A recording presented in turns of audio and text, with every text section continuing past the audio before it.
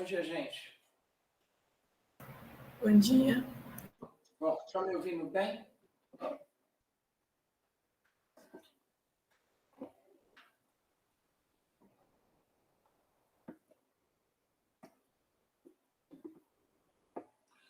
Vamos lá, vamos começar nossa aulinha de hoje. Nós vamos falar do diagnóstico primário de acidente vascular cerebral hemorrágico. Vamos falar alguma coisa também de TCE. Antes da gente começar nossa aula, eu quero mostrar umas imagens, né? Para poder a gente ilustrar. Tá bom. Então, nós temos aqui projetados duas tomografias computadorizadas. Falei, ia perguntar que método que era, se é ressonância ou tomografia, já perdi a pergunta. Então tá, então é tomo, né? Está escrito em algum lugar que é tomo também. Eu quero saber qual a diferença, é o mesmo paciente, né? Qual a técnica diferente de um lado do outro aqui, né? Qual a diferença entre esses dois lados aqui, né? Vocês percebem alguma coisa? A janela é a janela de parênquima. E a técnica?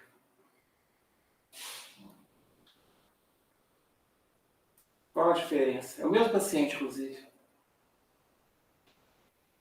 Vou passando aqui. Ver se está alguma coisa diferente. Passar esse aqui. Vou parar no mesmo lugar, onde tem o mesencéfalo. O mesencéfalo está aqui. O mesencéfalo está para baixo aqui. Aí. Ó. São regiões semelhantes. No mesmo nível. Alguma diferença? Então, contraste? Contraste. Então, essa esquerda aqui tem contraste. Essa aqui é uma anjo-TC. Anjo-TC do crânio. Esse aqui é o mesmo paciente sem contraste, tá? Como que vocês perceberam isso? Veja aqui o corte é muito grosso. Essa aqui é a cerebral média, ó. Ângulo da carótida interna. Cerebral média direita, está passando pela fissura lateral aqui, ó. Aqui é a esquerda. Veja do lado de cá como ela está brilhando, ó. Aqui tem contraste, né? Aqui também tem contraste. Então, nós vamos ver um pouquinho dessas imagens, né? Para a gente poder localizar aqui a artéria basilar. Ó. Veja a basilar aqui, como que ela está contrastada, ó. Basilar sem contraste, basilar com contraste. Então, vamos observar esse exame aqui agora para a gente ter uma mínima noção de vascularização do crânio, né? Então, eu coloquei aqui bem embaixo, essa aqui é o forame magno, tá? Essa aqui é a vertebral direita, artéria vertebral direita, artéria vertebral esquerda. Elas vão se unir aqui nessa linha, nesse plano mediano aqui, né? Vai formar a basilar. Veja que elas estão caminhando para medial, né? Ó, direita, esquerda. E elas se fundiram, ó. Agora já chamamos de basilar. Elas estavam passando aqui aqui um pouco do cerebelo, aqui é o bulbo, né? E quando elas se unem, já está no nível da ponte. A ponte se formando aqui, o quarto ventrículo, tá? Quarto ventrículo.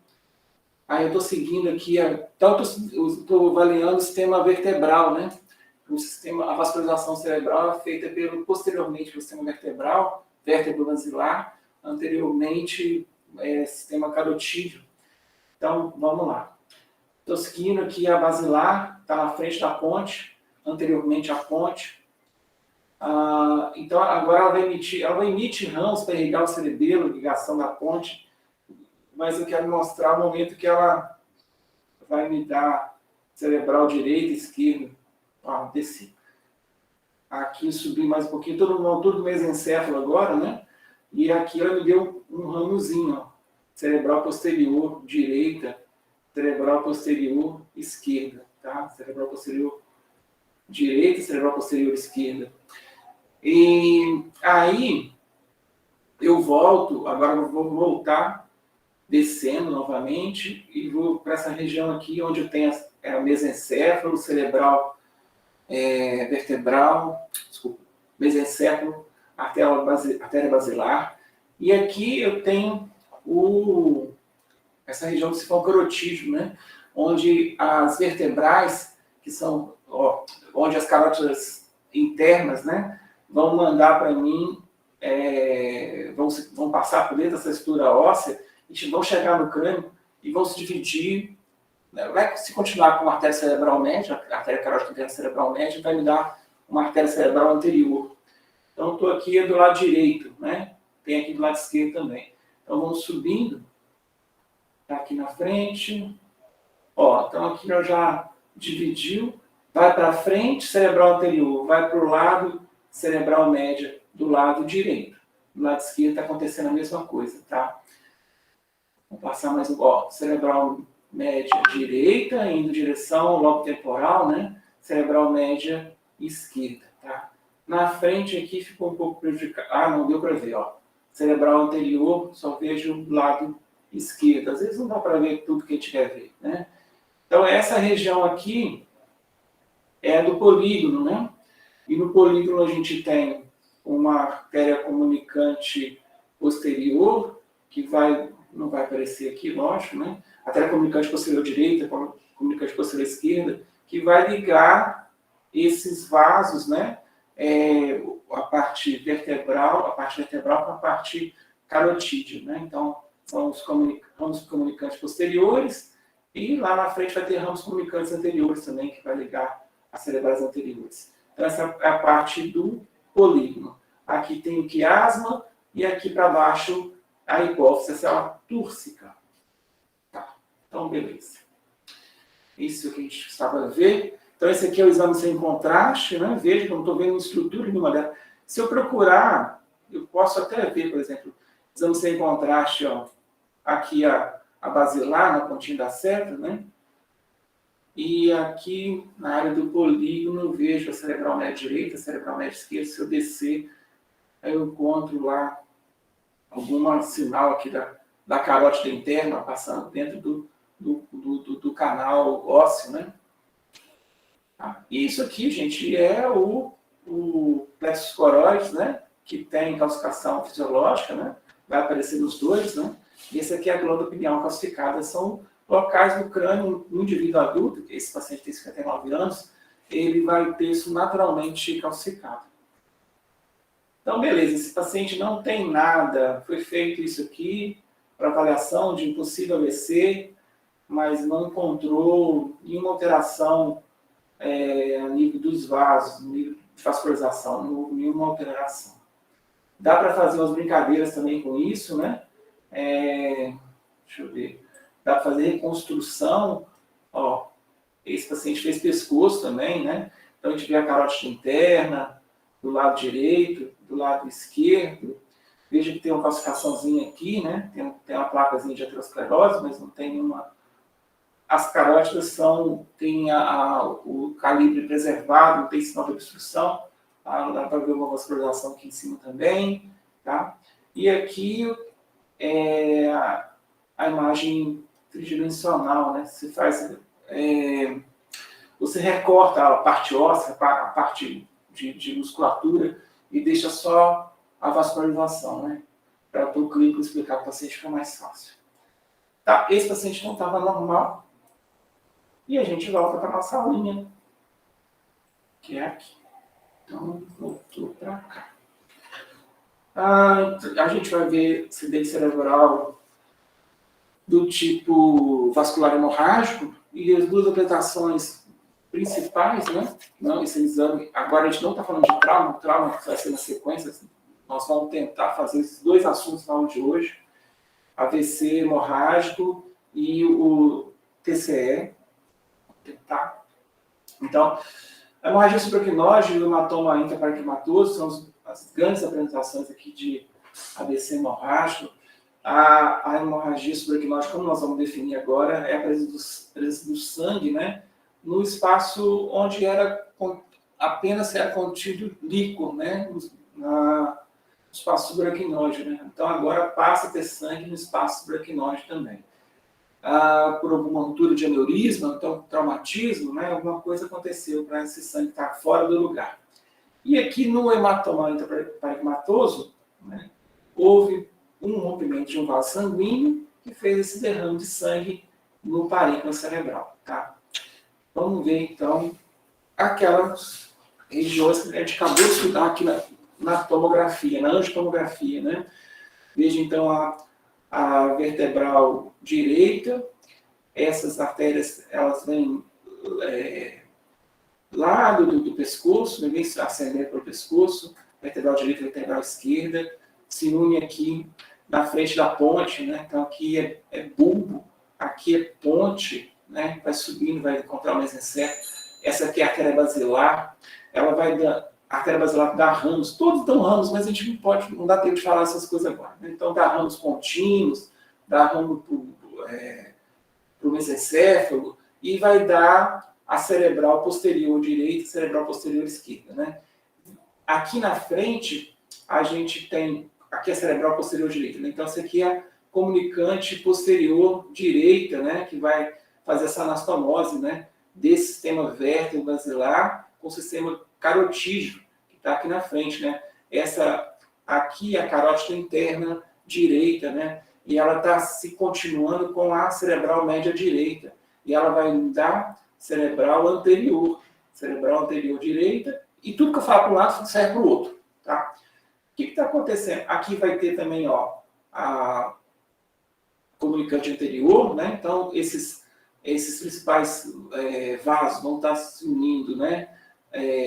Entre os lados, né? Direito e esquerdo, e entre o sistema anterior e o sistema posterior, através dos vasos comunicantes, formando o polígono de Willis.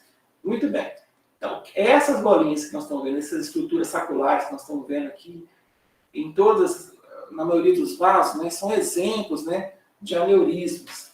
Então, nós estamos falando de um paciente que não teve traumatismo e que espontaneamente, né, ela teve um rompimento de um aneurisma que pode ter nascido com ele, né? Isso já vem de longa data, ele vem aumentando de tamanho, e por algum motivo, um aumento da pressão, uma coisa, um estresse, né? Isso rompeu e o sangue derrama para o espaço subaracnoide.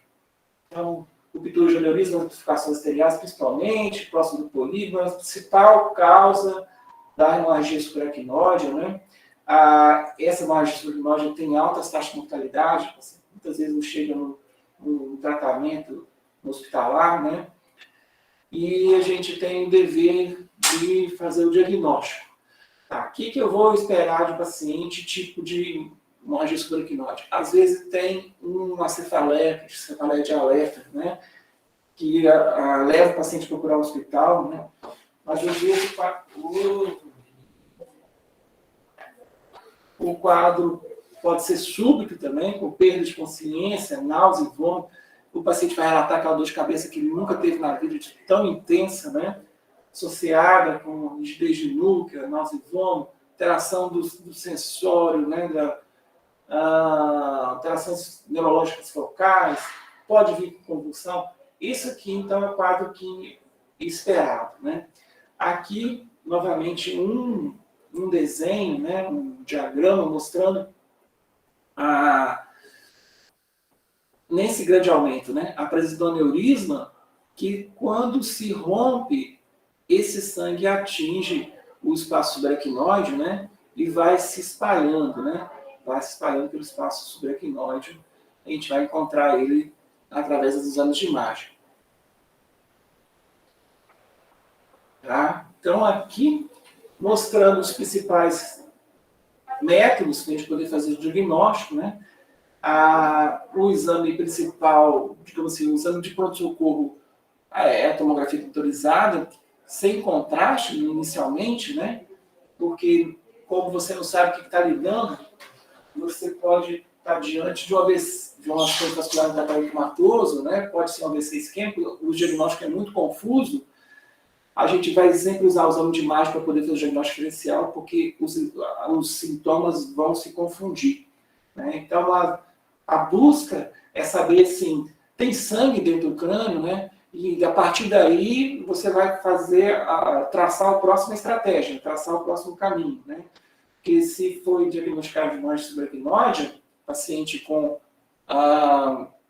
uma subaracnoide espontânea, o próximo passo é fazer contraste, né? Angiotomografia, angiorressonância, porque eu quero saber aonde sangrou, né? Então, o exame sem contraste, eu consigo, muitas vezes, fazer o diagnóstico de subaracnoide, mas eu quero saber o foco desse sangramento para pensar no tratamento. Se tem tratamento disponível, se eu vou intervir ou não vou intervir, e aí eu passo para um exame contrastado. Tá? Então, eu posso tentar com tomografia computerizada, que é o nosso primeiro, por vários motivos, é o primeiro método, né? Barato, tem 24 horas, tem com facilidade de sangue, mas eu posso não ver esse sangue, né? A tomografia pode falhar, aí eu vou para a ressonância do crânio, né? Que vai me dar um pouco mais de sensibilidade do que a tomografia, né? Agora, ambos os métodos, eles não estão me dando diagnóstico, eu posso fazer punção lombar no paciente. Essa punção lombar, então, é possível, né? Eu posso, através dessa punção, perceber sangue no líquor lá da punção lombar, né? E esses outros métodos, então, após o diagnóstico já confirmado, eu estou buscando saber o ponto do sangramento. Eu vou localizar o ponto de sangramento no crânio, saber onde é esse aneurisma, saber se tem outros aneurismas, e aí avaliar a necessidade de tratamento cirúrgico, né? Tá, então, vamos só mostrar aqui que nesse caso, né, a gente está mostrando aqui, tem o mesencéfalo, tem o quiasma óptico, e aqui a fissura lateral, que é o lobo temporal esquerdo, o lobo temporal direito, né, a fissura temporal direita, né. Então tem sangue, né, eu vejo sangue nas cisternas licóricas, na cisterna supraquiasmática, cisterna interpeducular, né? Cisterna da fissura lateral, né? Fissura de cílios, né? Onde deveria ter líquor. Estou encontrando sangue. Tá. E eu estou avaliando agora esse outro paciente aqui, né? Vou mudar esse paciente como normal. Essas imagens são de pacientes normais, e nós vamos comparar essas imagens com essas aqui inferiores. Não tem contraste, porque o contraste nesse momento vai acabar te atrapalhando, né? Porque eu estou procurando sangue. O sangue já vai ficar branco, o sangue coagulado fica branco na hiperdensa na tomografia computerizada. Então, no momento do diagnóstico, eu não uso contraste para poder achar o sangue com facilidade. O contraste vai me confundir. Então, avaliando esse paciente, comparando esse paciente com esse paciente aqui de baixo, nitidamente eu percebo que, olha aqui, ó, cisterna supraquiasmática, cisterna interpeducular, né? Fissura lateral, direita, esquerda. Vejam como que tem aqui sangue aqui, ó. O sangue está abraçando essa região supraquiasmática, tem sangue aqui nessa região também, na fissura lateral direita, o sangue da fissura lateral esquerda, o sangue aqui localizado nessas regiões também, na região da fissura lateral direita, fissura lateral esquerda, na fissura interhemisférica, né, tem sangue também. Veja como a diferença, onde eu estou passando a seta, onde não está comprometido, onde tem comprometimento. Então, o local do líquor, né, ficou branco. Por isso que a gente estuda, fala muito de suco, giro, sabe? Porque lá nos sucos, né, nós vamos encontrar também uma hiperdensidade, né? Vai ficar branquinho também, porque é o lugar de sangramento, de mutação do sangramento. Então, essas alterações, a gente já mostrou, dilatação de sucesso, dilatação dos ventrículos. Será que tem dilatação dos ventrículos? Aparentemente houve dilatação dos ventrículos, sim. Por que pode acontecer dilatação dos ventrículos no paciente com hemorragia subaracnoide, né? Então, a gente tem coágulo dentro do sistema licórico, que nós vimos na aula passada, que é um sistema que flui, né? O líquor é produzido aqui nos plexos coróides, vai descendo pelos ventrículos laterais, terceiro forame de morro, terceiro ventrículo, aqueduto, quarto ventrículo. Então, os coágulos presentes nesses orifícios, nessas áreas de estreitamentos, né, obstruem a passagem do líquor, né? É uma substância que é produzida continuamente. Se eu tenho um ponto de obstrução, a montante dilata. Então, é possível, né, que eu perceba hidrocefalia, né, aumento da dilatação dos ventrículos, né, dos espaços ventriculares, por causa de obstrução por coágulo sanguíneo, né? E aqui uma segunda etapa, né, já que eu já confirmei o diagnóstico, né, aí sim eu injeto o contraste e por técnica de... Posso fazer angiorressonância, posso fazer angiotomografia, posso fazer arteriografia, todas são técnicas contrastadas, né? E estou procurando área de dilatação do vaso, né? Então aqui o lado direito, o lado esquerdo, a carótida interna dando cerebral média direita, cerebral média esquerda, né? E aqui na região da cerebral anterior, comunicante, né? Eu percebo a presença de uma dilatação sacular, né? De um aneurisma presente, que provavelmente foi o que originou esse hemorragia subaracnoide. Então aqui o outro paciente, né? 71 anos, você fala intensa alteração neurológica, né? Então o Glasgow dele estava baixo, precisou de intubação. A gente vê a presença de sangue, né, gente? Veja como aqui o mesencéfalo bem bonito, né? Olha como que está todo aladeado de sangue, né? Ao redor do mesencéfalo são todas essas cisternas, né? Aqui tem sangue supraquiasmática, também tem sangue a lateral, fissura de cílios, a fissura lateral direita e esquerda, né? Essas áreas que compõem os sulcos cerebrais também tem sangue também, fica mais branco um pouquinho, confirmando o diagnóstico, né? Você pode fazer, na dúvida diagnóstica, pode também tentar fazer ressonância magnética e aí vai ficar um pouco mais branquinho essas áreas, né? A gente tem sangue, inclusive, aqui nos ventrículos, né? Ficou mais branquinho essa imagem que é uma ressonância, um flare, né? Então, o flare, quando ele tirou a água do líquor, né?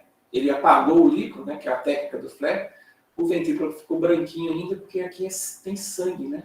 Então, é um hemoventrículo secundário, essa hemorragia subaracnoide. Então, a ressonância pode te ajudar. A tomografia é aquele exame de primeira linha no pronto-socorro, sem contraste no início.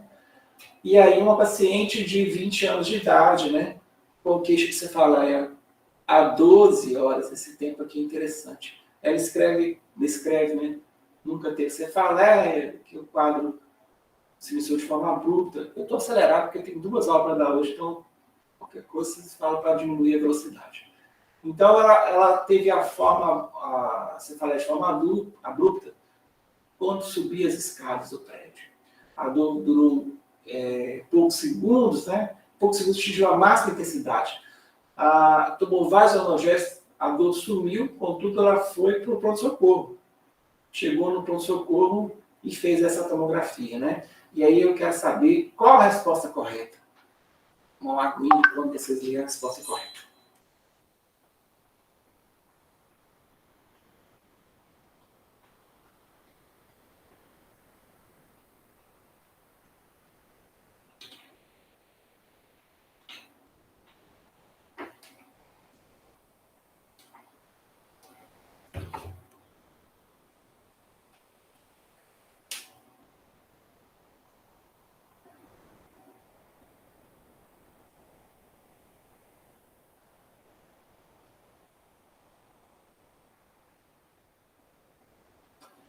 Esse problema que está sendo ilustrado aí é para chamar a atenção de vocês com relação ao sangue, né?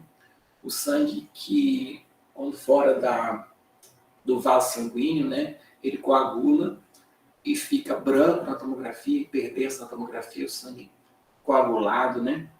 Mas depois de determinado tempo, nós temos aí 12 horas de evolução, esse sangue pode já perder esses coágulos, né? Ele pode, essa hemoglobina, ela pode se naturar e eu deixo de ver essa hemorragia subaracnoide na tomografia computadorizada, tá? Fica mais difícil eu ver a tomografia esse sangue. Então, as respostas que estão aí relatando que eu posso dar alta estão erradas, porque a tomografia pode estar normal no paciente com hemorragia subaracnoide, dependendo do tempo, tá? De evolução. Agora, eu repetir o exame não vai adiantar nada, porque já desnaturou, já voltou a densidade de líquor, né? Que esse sangue foi absorvido já. Então, não adianta repetir a tomografia que não vai me dar nenhuma resposta. Então, a resposta correta está relacionada à punção licórica, né? A TC normal não exclui a hemorragia subaracnoide, né? Então, nas primeiras 6 horas, a TC de crânio tem necessidade até 100% para achar a hemorragia subaracnoide, né? Mas vai caindo entre 6 a 24 horas, olha, eu tenho 10% de chance de perder. Se eu, a partir disso, né, até o 5º dia, né, 40%, mais de 40% dos pacientes eu vou perder a hemorragia. Há uma queda da sensibilidade importante até o 5º dia. Então, se tem essa clínica aqui bonita, né, um exame normal, eu tenho indicação de fazer punção lombar. Aí vocês vão convencer a mãe de puncionar esse indivíduo aqui. Tem que ser muito embasado, né, para poder fazer esse procedimento. Então, cuidado com essa tomografia, né, que ela perde a sensibilidade à medida que o tempo passa. Tá, então, ó, porque eu tinha falado da hemorragia, tá discutido. Vamos agora aqui no AVC hemorrágico. Eu posso acrescentar da hemorragia subaracnoide, que a gente passa nesse outro capítulo, né? Que tem aquele problema do vasoespasmo, né? Então, a tomografia computadorizada, ela vai avaliando esse paciente consecutivamente durante a internação, né? E ela vai me dar sinais, dependendo do volume, da espessura dessa hemorragia subaracnoide, a chance desse paciente ter o vasoespasmo, que seria uma tragédia, né?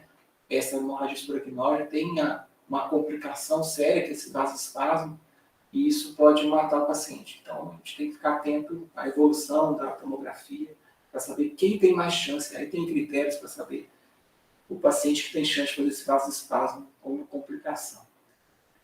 Aqui, eu estou falando do paciente com AVC hemorrágico, né? Essa hemorragia, ela está dentro do parênquima cerebral, tá? Não é extraparenquimatoso. O extraparenquimatoso vamos ver daqui a pouco no TCE.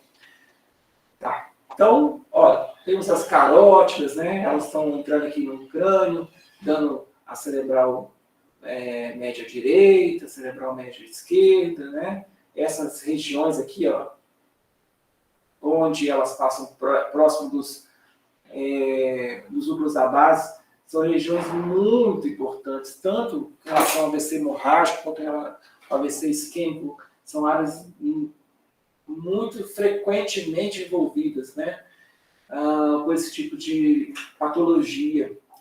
Esses pacientes que nós estamos tratando, eles têm uma hipertensão arterial crônica, tá? Essa hipertensão arterial crônica, mal tratada, né, mal medicada, uso regular de medicamentos, faz com que esses vasos, né, chamados lentículos estriados, né, dessa região, eles vão desgastando a parede, vão ficando com a parede mais fina, e a pressão em cima, né, vai deixando eles mais dilatados, a parede mais fina. De repente, o paciente tem um pico de hipertensão e a estrutura rompe, né, e o sangue derrama no parênquima.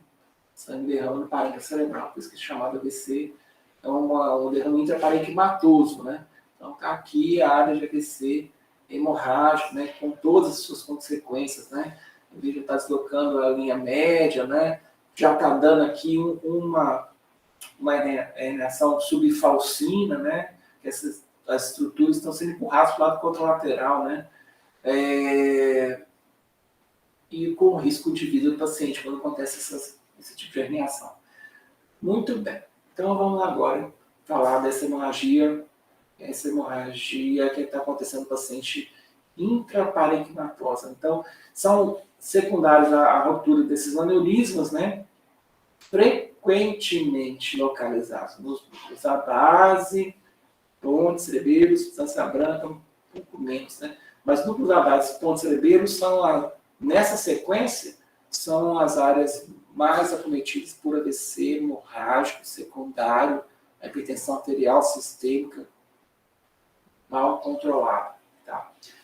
Porque se eu encontro AVC hemorrágico intraparenquimatoso, né, longe dessas regiões, eu fico pensando que não foi a hipertensão arterial que foi a causa, né? Quando eu encontro nessas regiões, eu falo assim, deve ser esse paciente que não está tomando remédio direito para pressão alta.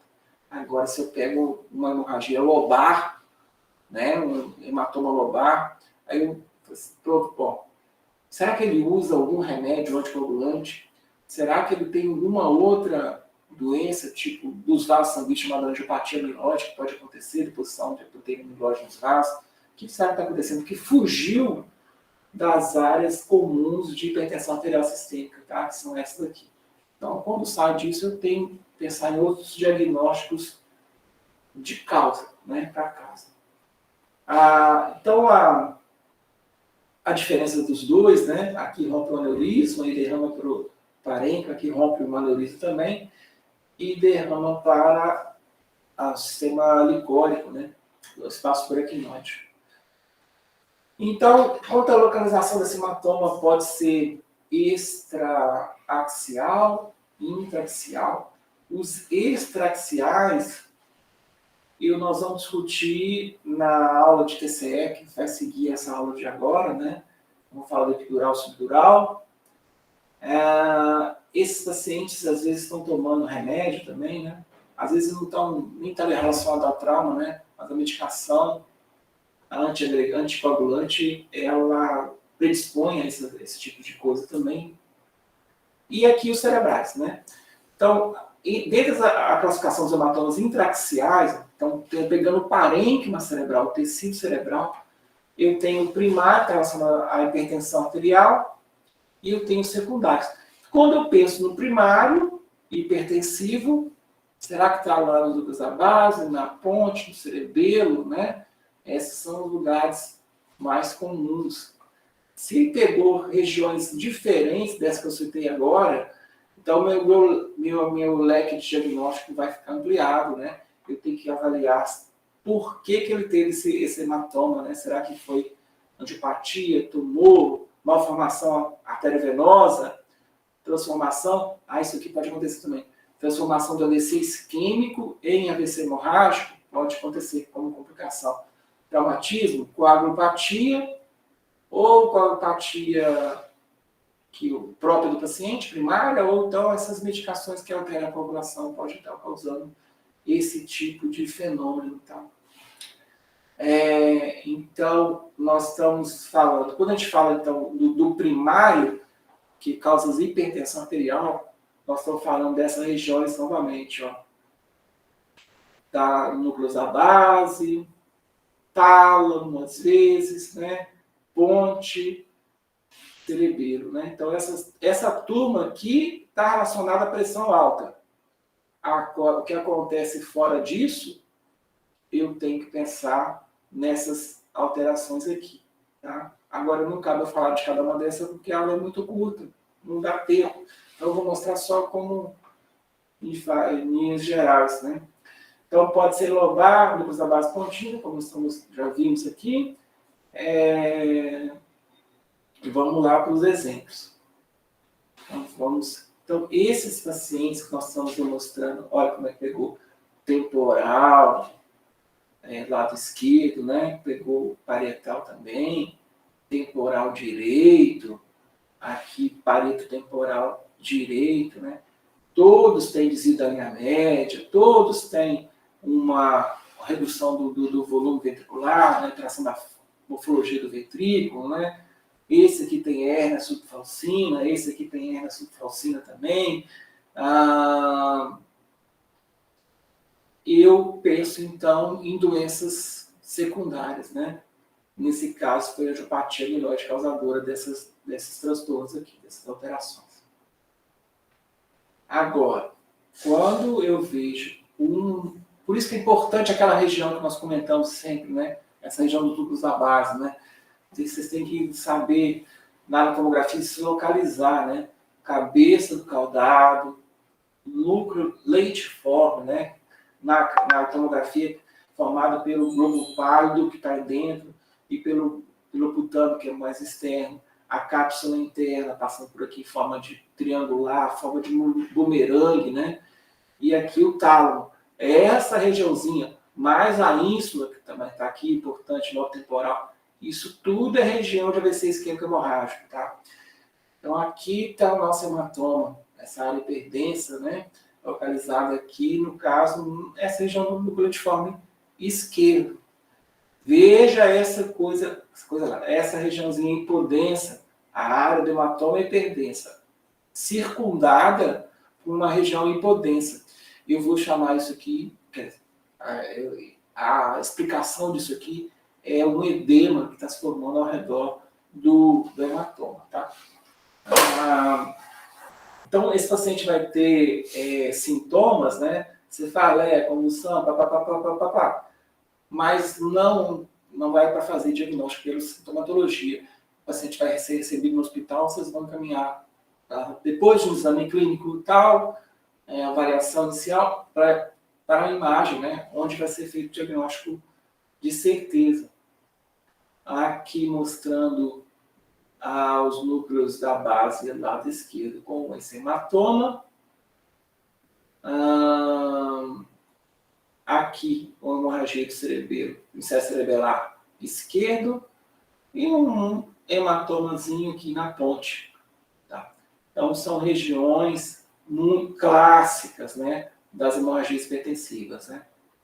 Tá?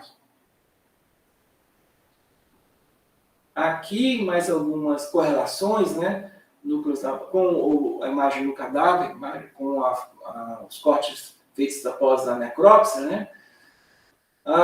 Uma hemorragia do núcleo capsular esquerdo, né, leitiforme esquerdo, aqui do lado direito, a repercussão que tem no cadáver. Aqui a hemorragia na ponte, pouco de cerebelo, aqui na ponte, aqui também na ponte. Aqui inseto cerebelar direito, esquerdo, direito, e como que fica isso na patologia, no cadáver. Tá, beleza. E qual as informações que a gente vai obter na tomografia indicando o pior prognóstico, né? Quanto mais idoso, pior. Quanto mais volume, pior. Quanto mais volumoso, pior. Se há sinal de crescimento, né, de um exame para o outro, cresce, a evolução mostra o crescimento do hematoma, pior. Dependendo do Glasgow, né, quanto mais baixo, grave o prognóstico. Tem sangue no ventrículo, piora o prognóstico também. Né? E infratentorial é gravíssimo também. Deixa tudo mais grave, abaixo da tenda do cerebelo. Aqui tem como fazer a conta, mas isso é coisa de radiologista, né? Eu só percebo que isso aqui é uma evolução. Isso aqui é o primeiro exame, digamos que foi da porta, né? A chegada do paciente no hospital, e já depois precisou fazer uma segunda imagem que mostrou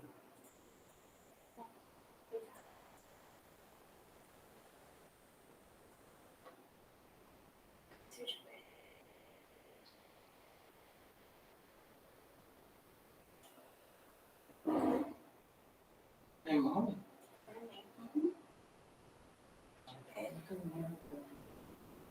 Pode fazer uma tela lá, os exames eles são repetidos de acordo com a clínica do paciente. Eles vão estar no CTI, né, monitorados, e o exame é feito diário, neurológico, né? Se perceber alguma alteração de agravamento clínico, né, pode trazer para a imagem de novo, né? Não tem um tempo certo, né? A partir da avaliação clínica ele é repetido. Então, olha só, aqui embaixo, pegando o tálamo direito, né? Tálamo direito, uma área pequena, restrita. Veja que como aconteceu na evolução, né? Na saída, na alta do paciente foi feito um exame novamente e houve uma reabsorção total desse hematoma, né? Mostrando que ele teve uma ótima evolução. Agora, nesse caso aqui, eu tenho esse hematoma nucleantiforme nos núcleos da base do lado esquerdo, né? Que aí o paciente agrava, né? Ele tem sinais de piora neurológica, aí levados de novo para a tomografia. Veja o volume do hematoma agora, né? E veja também que eu tenho sangue no ventrículo, né? Direito e esquerdo. Olha como comentou a pressão. Veja novamente aqui, ó, tem sulcos, giros bem delimitados, né? Não tem tanta efeitos de massa. Com a evolução do hematoma, com o aumento do volume do hematoma, eu perdi toda a noção de sulcos e giros, eu perdi inclusive a noção que eu tinha aqui, ó, substância cinzenta, substância branca, essa diferenciação córtico-subcortical, né? Substância cinzenta é cortical, substância branca é subcortical. Eu perdi tudo isso, né? Está tudo edemaciado, e aqui uma hérnia subfalcina. Vocês entendem essa hérnia subfalcina, né? A foice e o cérebro passando por debaixo, o hemisfério cerebral esquerdo passando para o lado direito debaixo da foice, né? Que está sendo empurrado pelo hematoma. Apagamento dos ventrículos esquerdos, né? E aqui hemoventrículo. Esse paciente está lascado. Esse aqui está complicado. Que vai me dar, essa presença de sangue aqui vai me dar hidrocefalia, né? Que vai piorar ainda mais a hipertensão intracraniana. Acabou assim, a primeira parte da aula. A felicidade é só momentânea, né? Então, calma, a coisa continua. Deixa eu pegar agora isso aqui.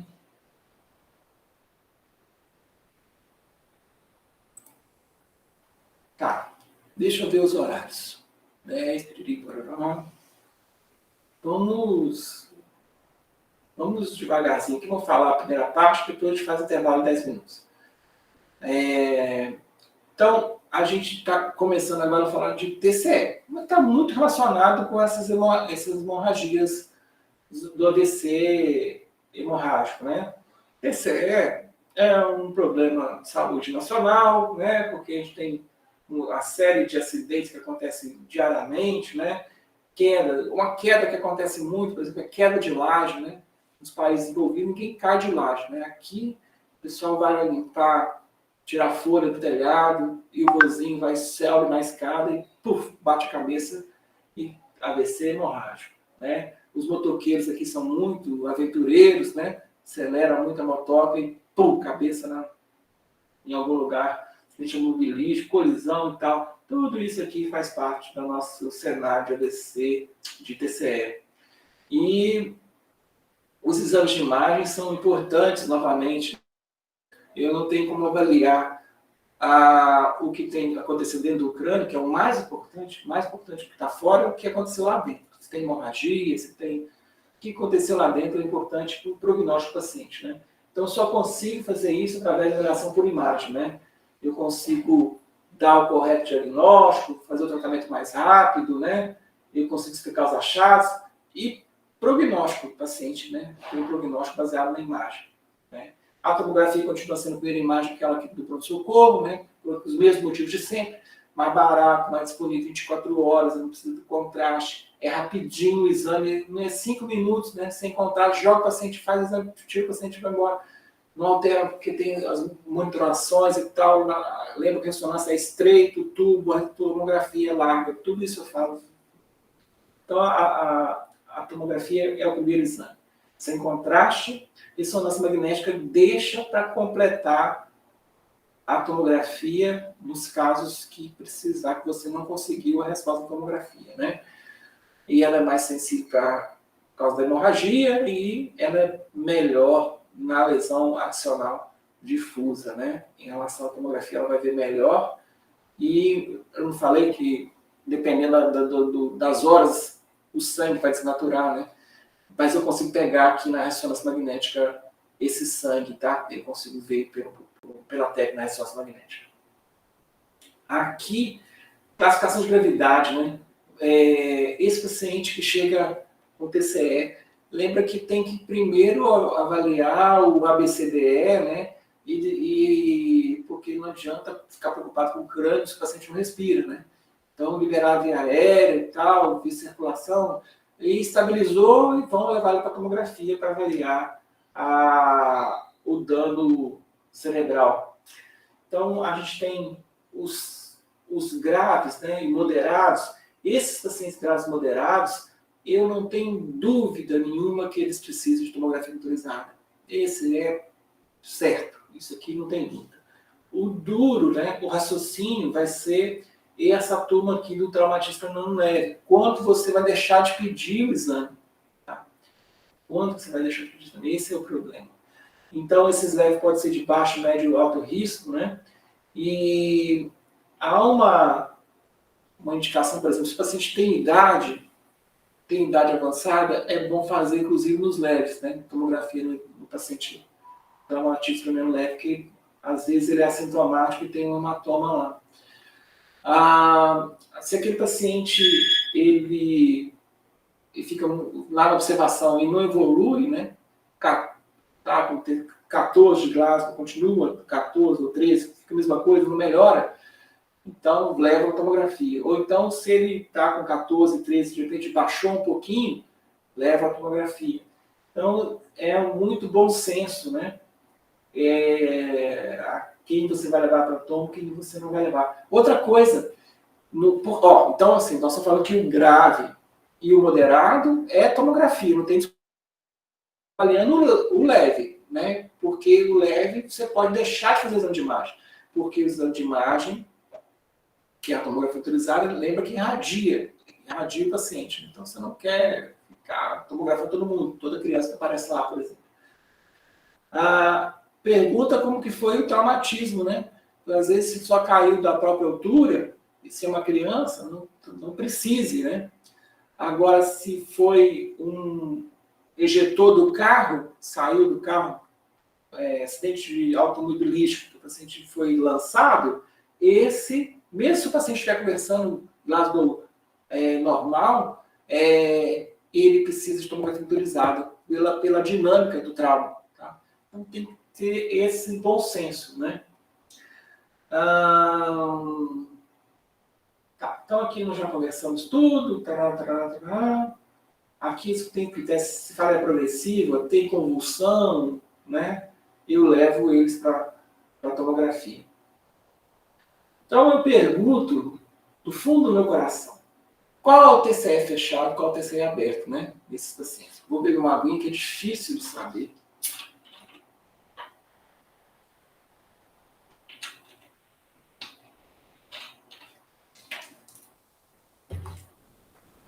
Então,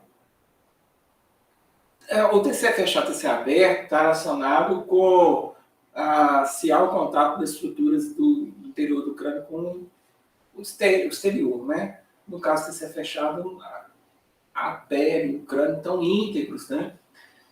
Lesão fechada, né? TCA fechado, está relacionado, então, com o movimento do cérebro em relação ao crânio, né? Ele vai se acelerar e vai se desacelerar, e nessa movimentação de vai e volta, ele colide com estruturas do próprio crânio e vai me dar as lesões.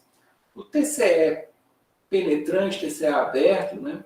Ele, as lesões que acontecem estão relacionadas com a passagem do instrumento, da arma que perfurou o crânio, né?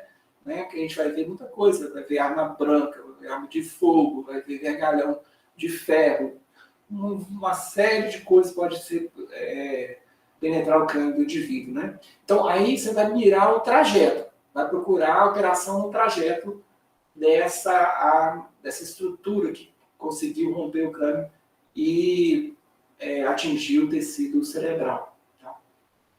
Então, a gente tem aqui um afundamento de crânio, né? E isso aqui veio de um filme, não é real, não, tá?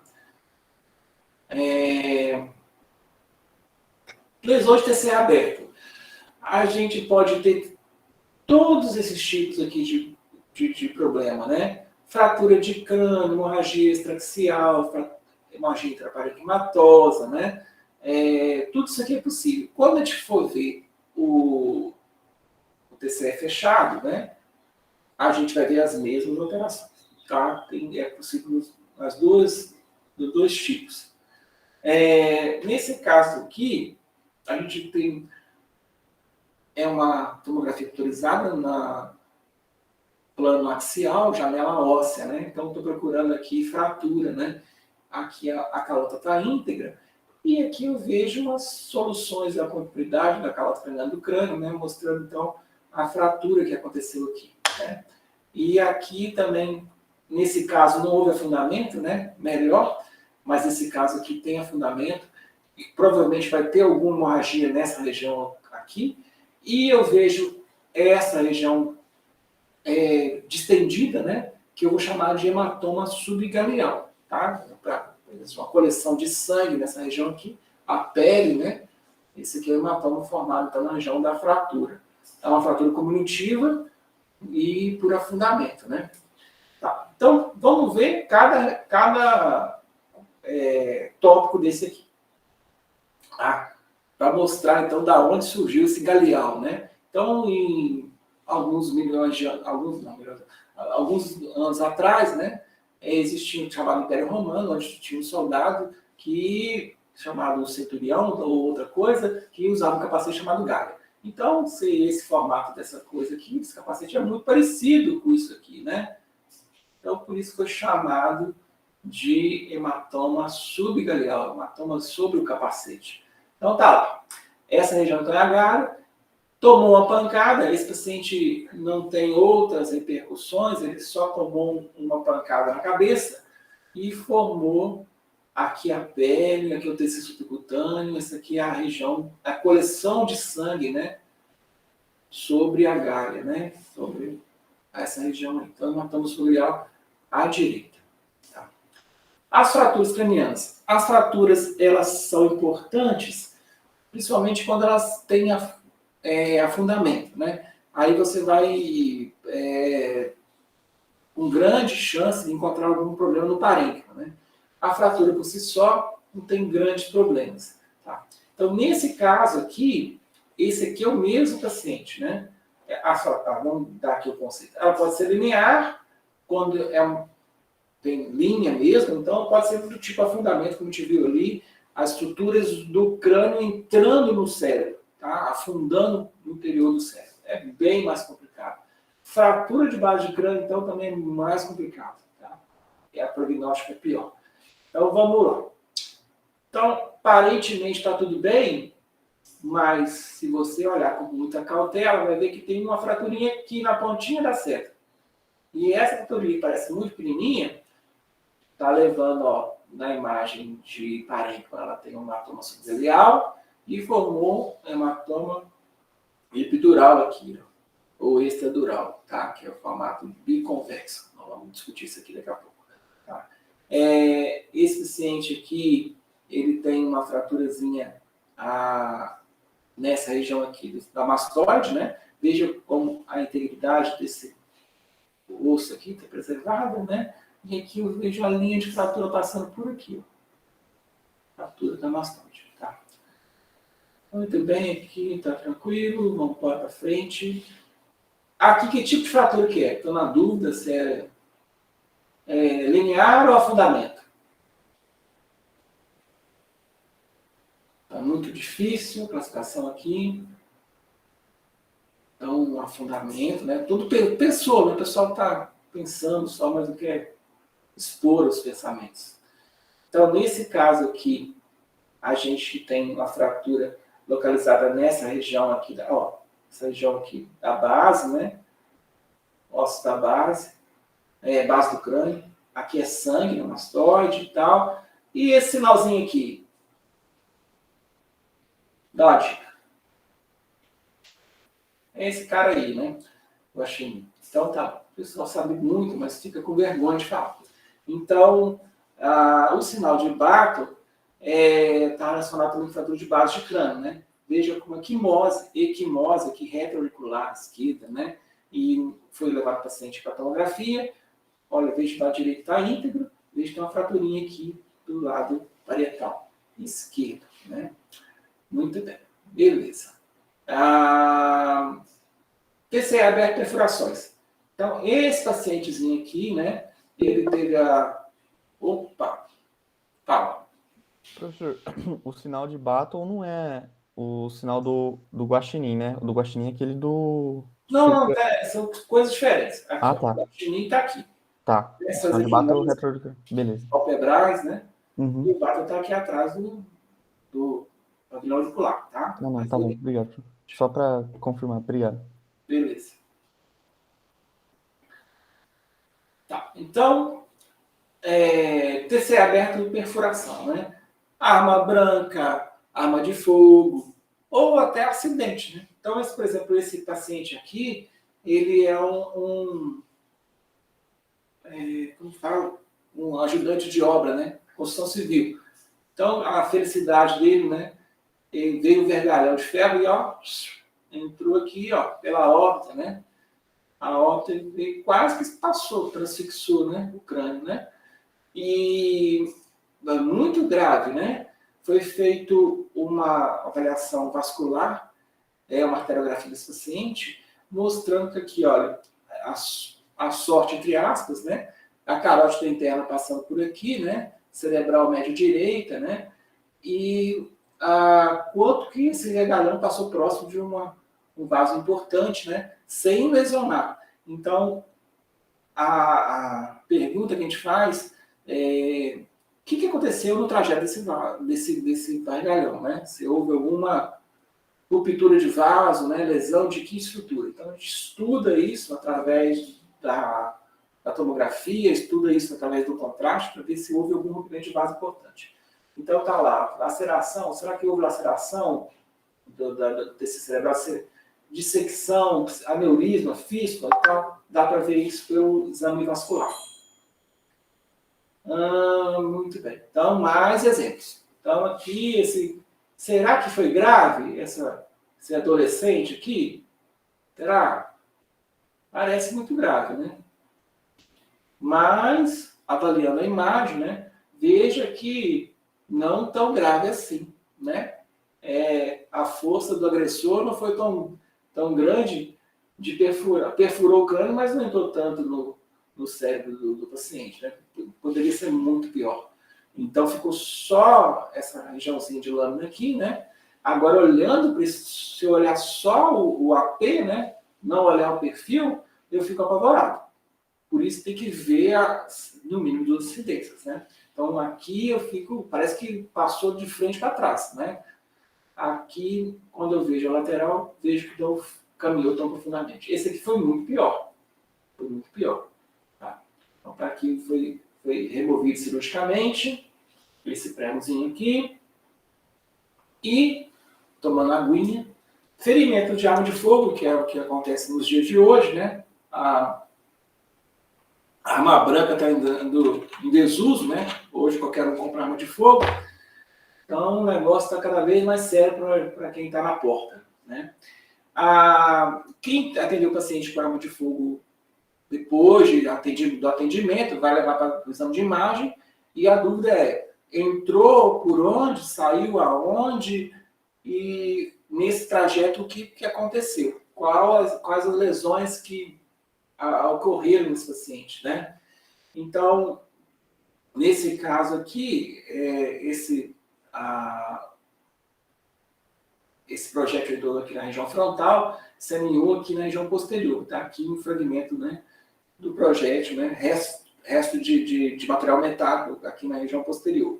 Nesse caso aqui, o trajeto, eu consigo ver o trajeto, né, aqui no axial e aqui no coronal, né.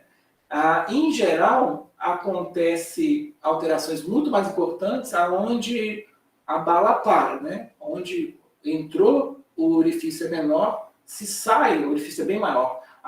Quando esse projétil atinge o crânio, a força dele vai espalhando, né? Então, cada vez que ele vai passando, vai interagindo com mais estruturas, vai lesando cada vez mais, à medida que ele vai percorrendo o cérebro do paciente. Então, de maneira geral, qual a chance da paciente sobreviver, né?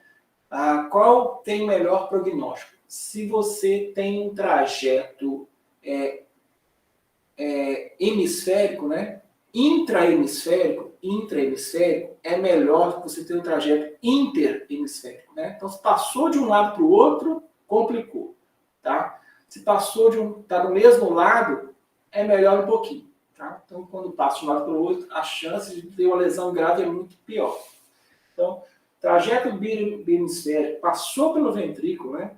Ou pela fossa posterior, o paciente está meio condenado, tá? A chance dessa evoluir muito mal é grande. Esses é o pior prognóstico.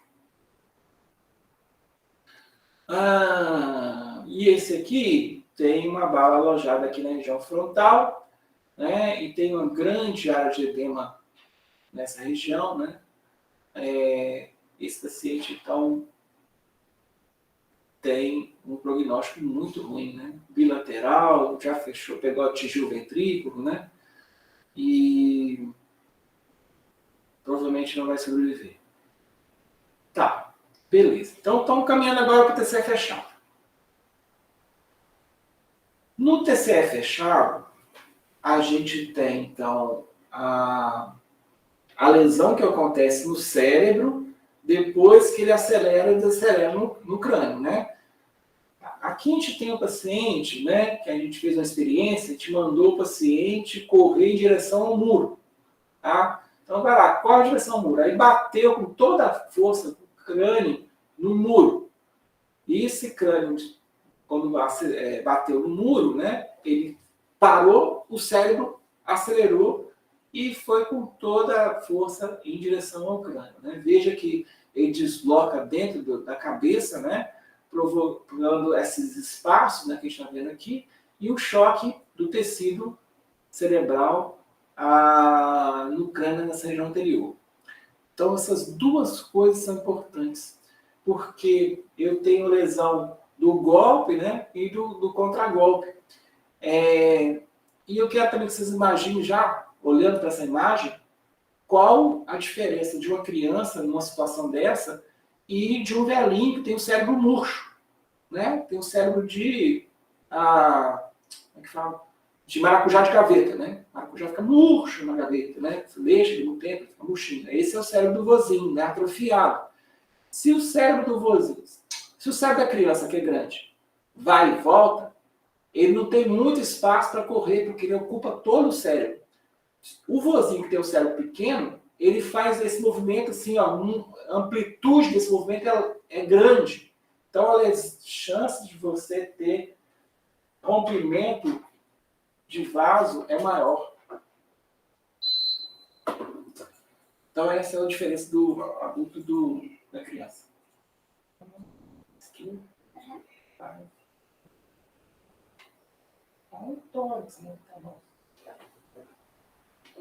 Então, bora.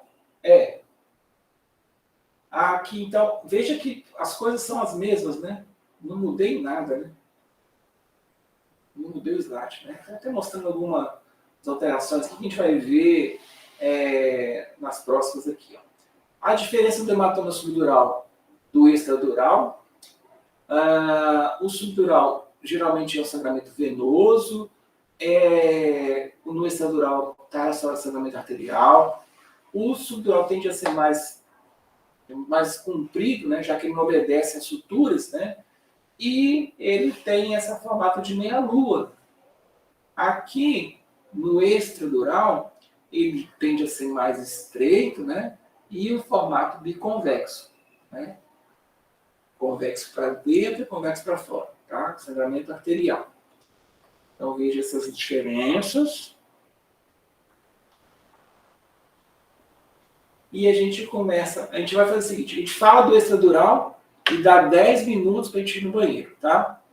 falar desse aqui, aí depois a gente acaba de falar dos outros. Tá? Já está quase na metade da aula, está acabando. Hematoma extradural. O hematoma extradural está localizado, ó, esse aqui é a tábua óssea do crânio. Essa aqui é a dura mater. A dura mater, ela fica coladinha no crânio, tá? Esse espaço entre o crânio e a dura, ele é inexistente praticamente. Tão aderido que ela está. Ele não é nem espaço virtual. Ela fica muito colada. Quando acontece um traumatismo craniano grave, né, que há um rompimento de arterial, chamada artéria meningea média em geral, ela consegue separar essas duas estruturas. Tá? E como é muito aderido, o formato é um formato biconvexo. Tá? Então, o rompimento da artéria meningea média pelo traumatismo, né, geralmente aí tem coisas relacionadas, por exemplo, formato biconvexo, não cruza sutura, porque está relacionado com o osso, né? Então acaba o osso, acaba o hematoma. A sutura seria o limite. Sangramento de origem arterial, 90% tem fratura, porque a energia é alta para formar esse sangramento. Tá? Eu tenho que ter fratura para romper uma artéria meningea média. 90% tem fratura e uma hemorragia do lado subdural, do lado contralateral. Então, você fala o seguinte, que eu tenho, esse aqui é um local onde aconteceu uma hematoma epidural extradural, né, do lado direito, né? Eu tenho aqui o hematoma subgaleal, eu tenho aqui veja a fratura aqui, olha, há uma descontinuidade, né?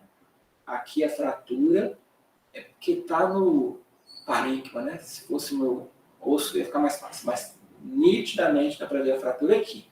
Aí formou esse maravilhoso hematoma epidural, extradural, a mesma coisa, epidural, extradural, a mesma coisa. Então, eu vou procurar, aqui está fácil, aí eu vou procurar, cortou aqui, mas eu tenho que procurar uma lesão na região contralateral, tá? E vai ser, quando tem essa lesão, vai ser do tipo subdural, tá? Então é aquele negócio, tomou a pancada aqui, é uma pancada forte desse lado, o cérebro foi e voltou, quando ele voltou, ele puxou um vaso, aí geralmente é venoso, né? Do lado contralateral. Então, o lugar do golpe dá um hematoma epidural extradural. No contragolpe, forma um hematoma subdural do outro lado. Tá? Então, isso pode acontecer. Eu tenho que procurar. A região mais comum é a região temporal. Eu quero que vocês vejam a gravidade desse negócio aqui, desse negócio chamado hematoma epidural. Quando eu tenho regiões de alta densidade, região de baixíssima densidade, igual aqui está mais ou menos, mas quando eu vejo uma área muito hipodensa no interior do hematoma subdural, ou então qualquer hematoma, é sinal que o sangramento está acontecendo. O vaso está babando. É um sangue tão vivo que ele não coagulou. Tá? Então, uma área hipodensa nos hematomas significa que o sangramento está em evolução. É pior, você tem que ficar de olho. Tá? Diferente desse aqui, por exemplo, está mais homogêneo, né? Esse aqui provavelmente não aumenta mais. Né? Então, tem, digamos assim, se eu medir isso aqui, eu vou ter que operar. Mas esse aqui, ele está evoluindo, ele está progredindo. Esse aqui já estabilizou. Tá. Aí o cirurgião, que não é a gente, a neurocirurgia, vai avaliar, que o radiologista também vai ter que colocar no laudo, né? Qual a espessura, né, desse hematoma, né? Dá para estimar o volume, né? Volume de sangue que está localizado nessa região, né? A linha média. Então, por exemplo, eu traço aqui uma linhazinha, né? Que tá difícil de ver, né? Então, eu traço uma linhazinha aqui e vejo quanto do septo pelúcido. Ó, eu traço uma linhazinha aqui, ó, a linha média aqui.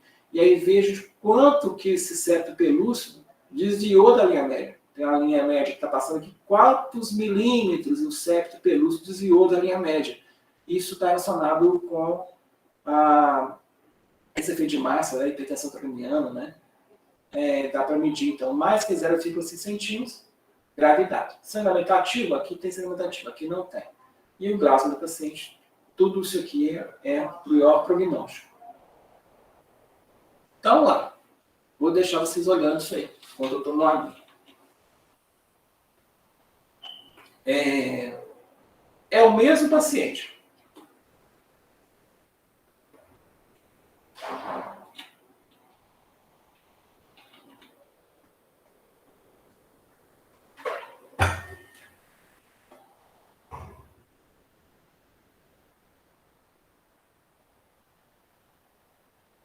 Tem o sinal do índio. Então, tá. Então, já avaliaram, né? Mentalmente, né? Do lado direito aqui, nessa região óssea, temporal direita, né? Eu vejo regiões de fratura, né? Fratura. Tem algum espessamento aqui, deve ter um hematoma que a gente vai ver melhor aqui, né? Então a fratura está aqui. Aqui, hematoma subgaleal. Aqui, não vejo mais a fratura, que está na janela de parênquima, né? Formou esse hematomazinho aqui. Esse hematoma, a gente falou dos intraaxiais, esse é o tipo extraaxial, que pode ser epidural, extradural, ou subdural, ou subaracnóide, né? Mas não é hematoma. Nesse caso aqui, pelo formato, nós vamos classificá-lo como está na região temporal, está relacionado à fratura, tem formato biconvexo, epidural, extradural, ou são sinônimos. E o que eu estou vendo aqui, eu estou vendo desse lado aqui também, só mudei o plano, né? Tracedo axial para o coronal, tá? Do lado, mesmo lado, né? Direitinho. E eu estou procurando aqui um subdural, mas não formou subdural. Não formou subdural. Só tem o epidural mesmo do lado direito. Beleza.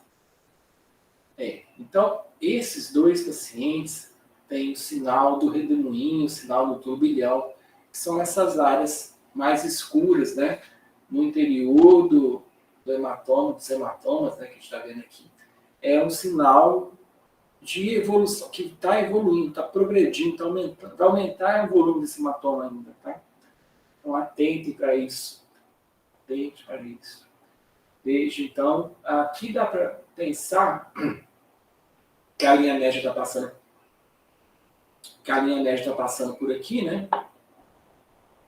E aí eu faço uma medida dessa linha média, quanto que o septo pelúcido, tá mais ou menos nessa região. Então, aqui, ó, vamos pensar na linha média passando aqui, quanto que o septo pelúcido está separado da linha média, tá? Então, tem sinal de desvio dessa linha média. Nitidamente eu vejo desvio aqui sem medir nada, tá? Então, esses dois são hematomas epidurais e extradurais. Aqui subgaleal, mas não tem nada do lado contralateral. Aqui um paciente que teve também fratura e tal, formou esse epidural, extradural na região frontal esquerda. Nesse cara, olha como que, pela espessura, pelo volume, isso aqui era cirúrgico, né? Mas, por algum motivo, não operou. Não operou e fez um controle com a tomografia. Ele, por sorte, evoluiu e a gente vê que há uma calcificação aqui da dura mater, né? Que é o que é esperado. O sangue já ficou mais escurinho, né? Aí, no caso, está relacionado com a absorção da hemoglobina, né? Deixou o sangue mais próximo da cor do líquido. Então, aqui é uma evolução boa, sem precisar operar. Mas não escaparia das cirurgias. Em qualquer lugar do mundo, isso aqui é operável. É para operar. Tá, então agora é o momento de tomar uma aguinha. Quando for 10h30, 10h32, eu volto, tá? Daqui a pouquinho. Tá acabando.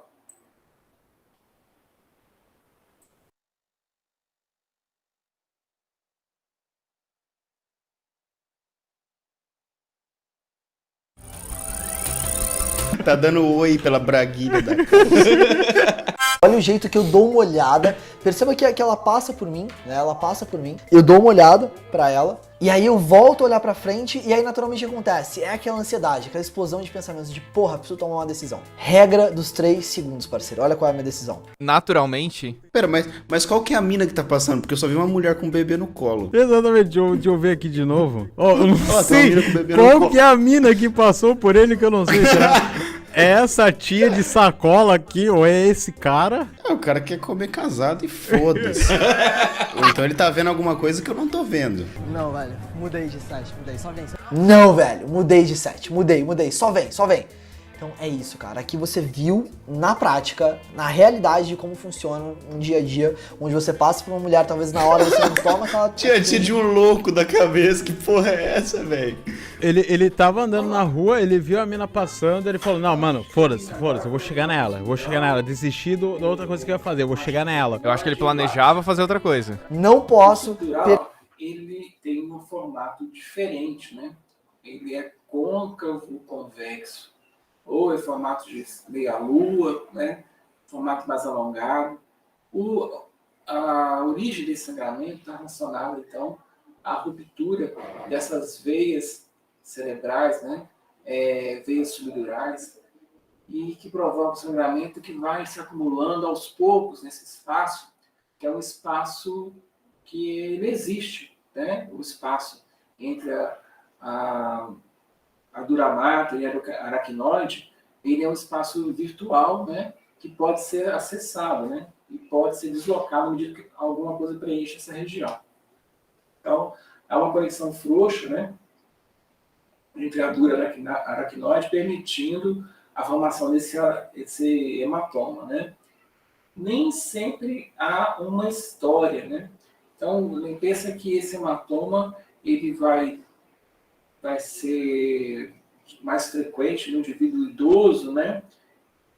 Ou então, que vai esquecer, ou então, como ele vem acontecendo aos poucos, né? Sangrando aos poucos, a história não é de hoje. É a história de uma semana para trás. Diferente do epidural extradural, que o trauma acontece e a vítima chega no hospital imediatamente. Tá? O epidural ele vai correndo para o hospital. O subdural, muitas vezes, ele aguarda. Tá? O sintoma vai acontecer com o tempo, à medida que vai acumulando esse sangue aí. Eu estou mostrando aqui 2 imagens do paciente idoso, ressonância magnética, né? Veja a evolução do cérebro desse paciente, né? É uma atrofia, né, da idade. Veja essas veias subdurais, como elas estão expostas, né? Quando o paciente acontece esse traumatismo, né, há um grande deslocamento do cérebro em relação ao crânio, né? Diferente do paciente mais jovem, né, que o cérebro preenche mais o crânio, né? Então aí não há um movimento grande. Então, nesse caso que é o idoso, o movimento é grande, a chance de romper esses vasos é maior. Então, acontece isso com mais frequência no paciente idoso. E aí, aqui tem as indicações cirúrgicas, não vão ser pedidas em prova de forma alguma, mas está relacionado com a espessura, né? Isso é medido na tomografia com facilidade, com a espessura do hematoma, né? O deslocamento da linha média maior que 5 milímetros, né? Independente do Glasgow, né? A espessura dessa hemorragia maior que 10 milímetros, né? Deslocamento da linha média maior que 5. Se acontecer alguma desses fatos aqui concomitantemente, hematoma subdural com espessura menor que 10, ó. Aqui é maior, aqui já vai para a cirurgia. Mas se for menor que 10 e com deslocamento menor que 5, se você tiver um hematoma menor, mas com isso aqui presente, vai operar também. Veja, então, os pacientes que vão ter esse tipo de hematoma, né? Vão ser os pacientes mais idosos, né? Vão ser os alcoólatras, vão ser os indivíduos que têm doença convulsiva, difícil controle, né? Pacientes que têm uma possibilidade de atrofiar o cérebro, atrofia cerebral precoce, né? Ou então da idade, atrofia já do paciente já idoso, né, que vai diminuir o tecido cerebral. Esses são os principais riscos do hematoma subdural. Tá? Veja que nesse paciente alcoólatra, ele tem 2 hematomas subdurais. Um que aconteceu agora, mais recente, o sangue está coagulado, né? Tem pouco tempo, né? Tem duração de 12 horas, não, no máximo 24. Mas também tem esse aqui, ó, isodenso.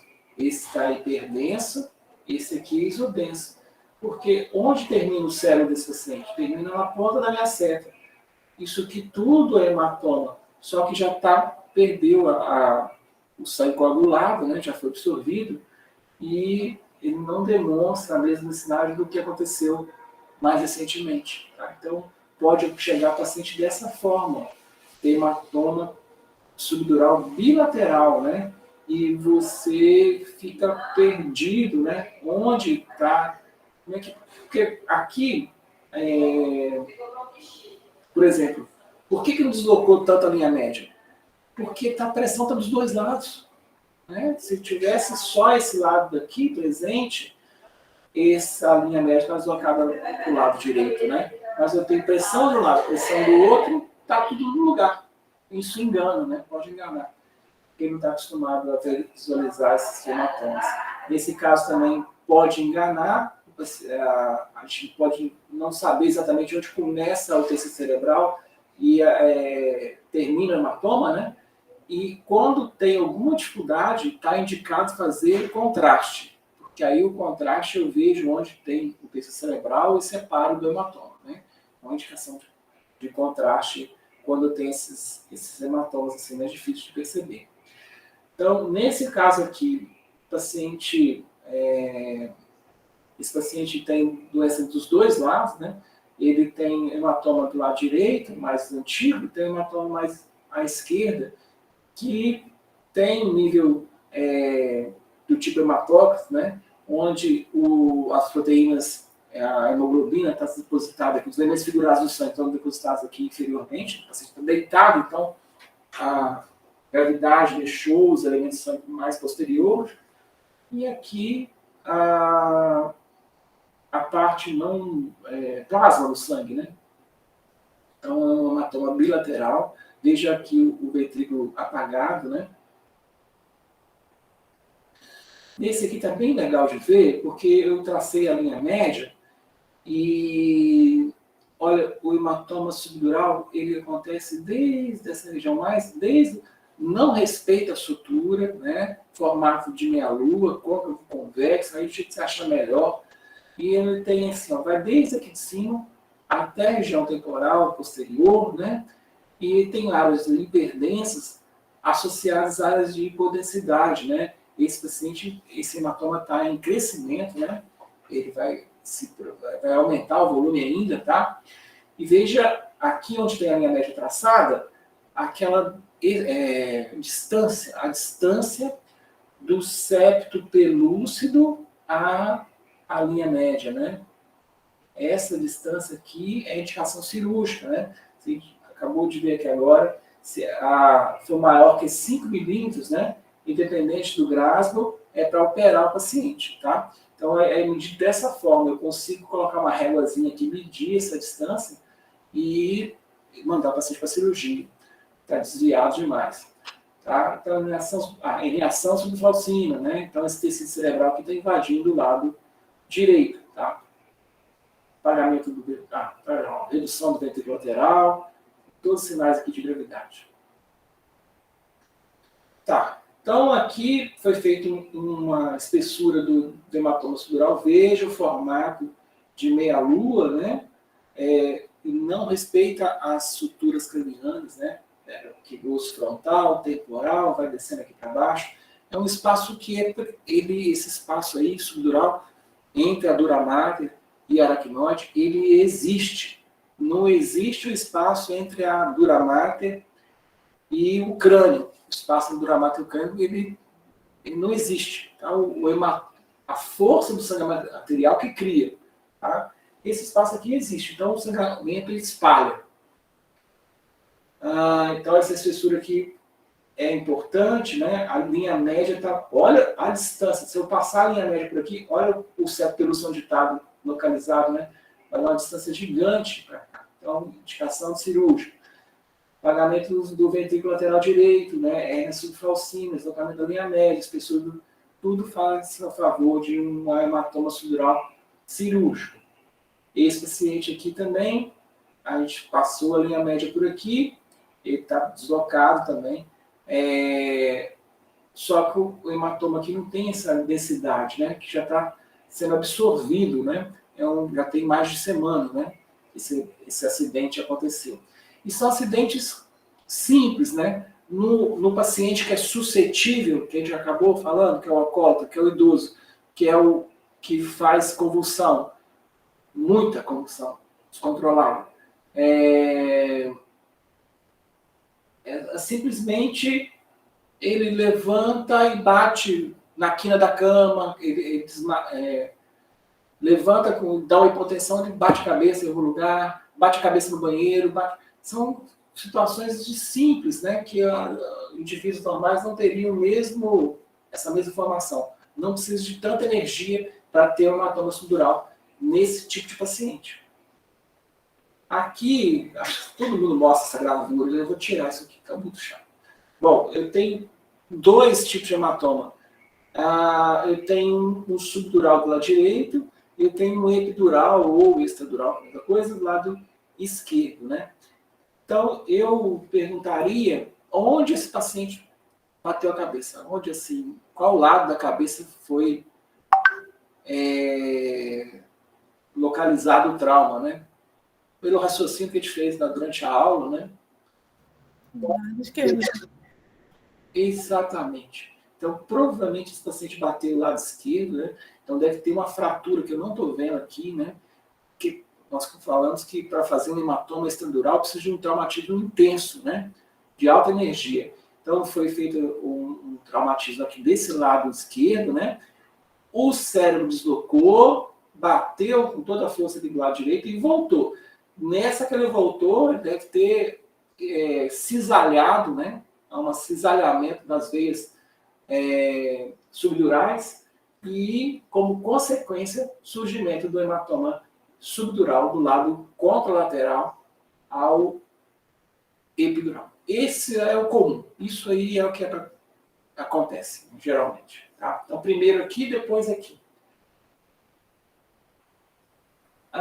Quem não entendeu da luva aí do biconvexo, pode pensar em frutas, tá? Para poder guardar.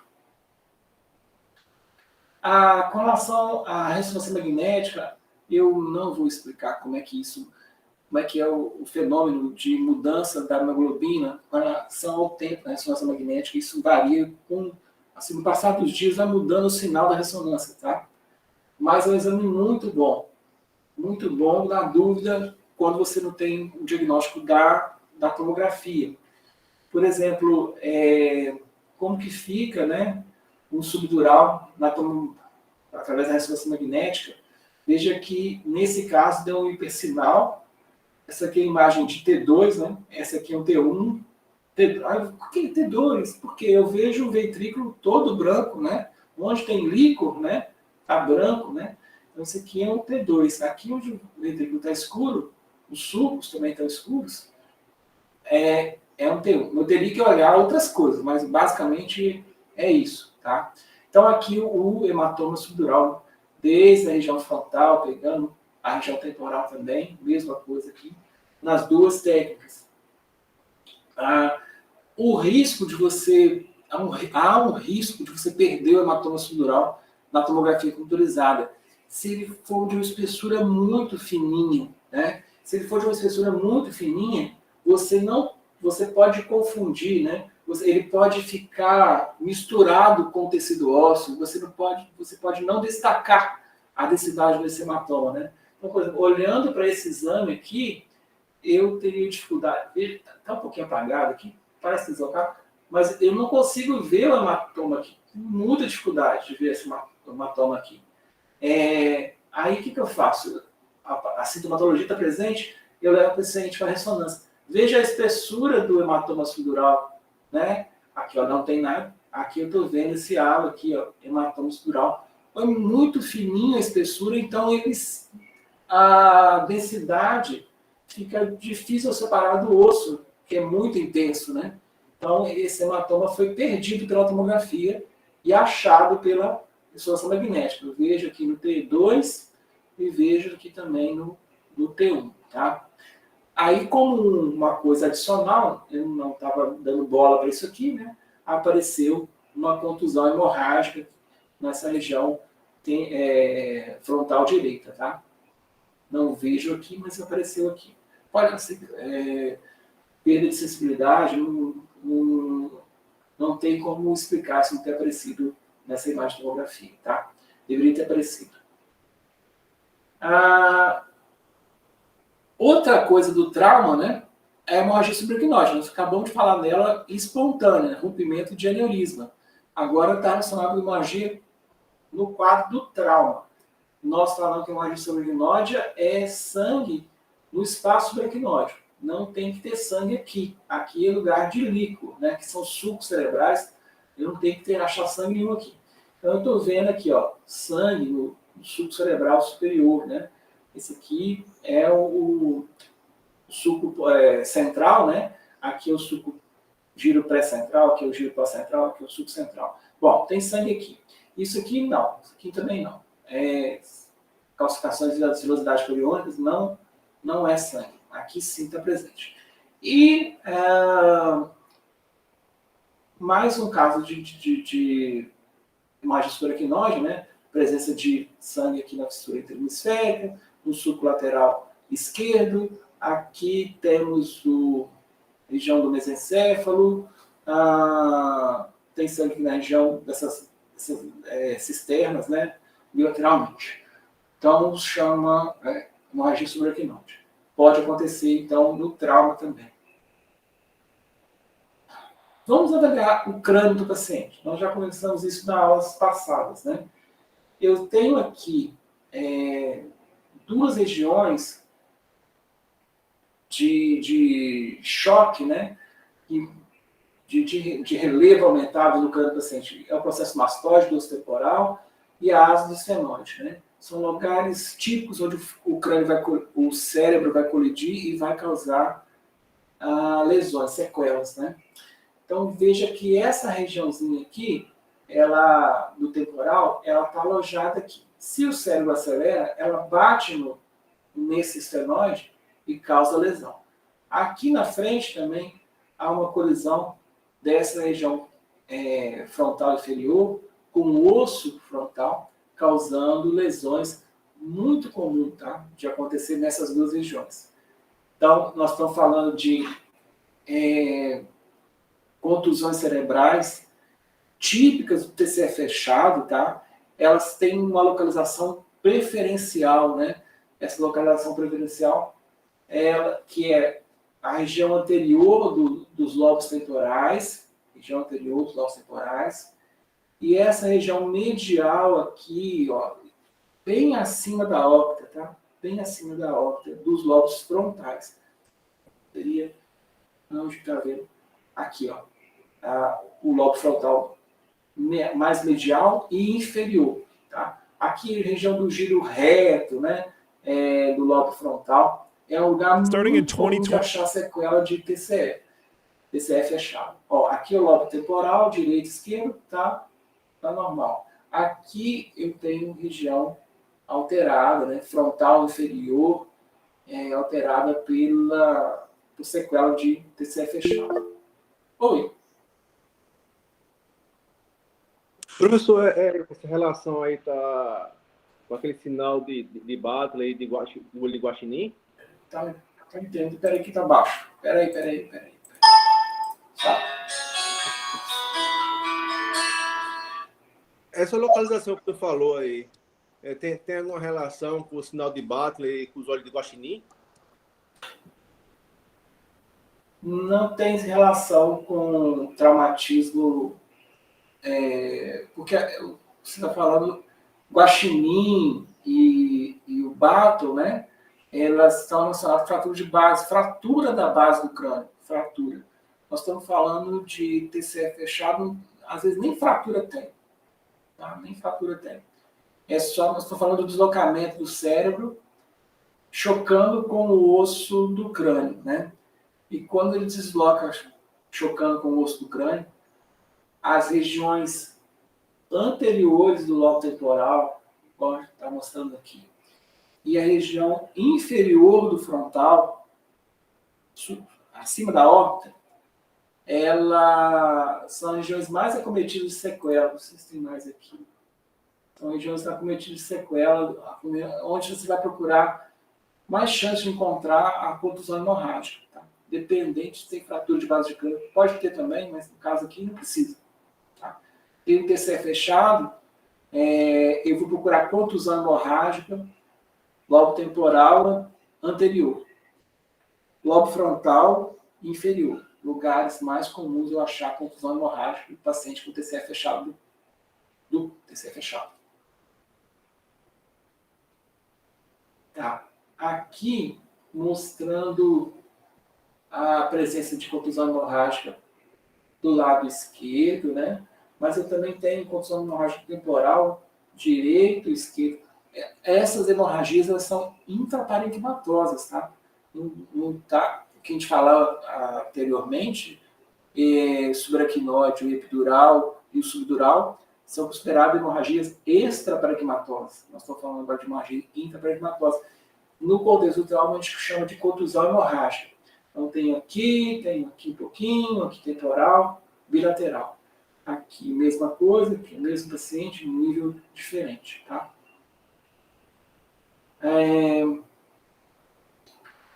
Vamos tentar descobrir como é que vocês estão aqui de diagnóstico, né? Vocês conseguem fazer esses diagnósticos aqui para mim?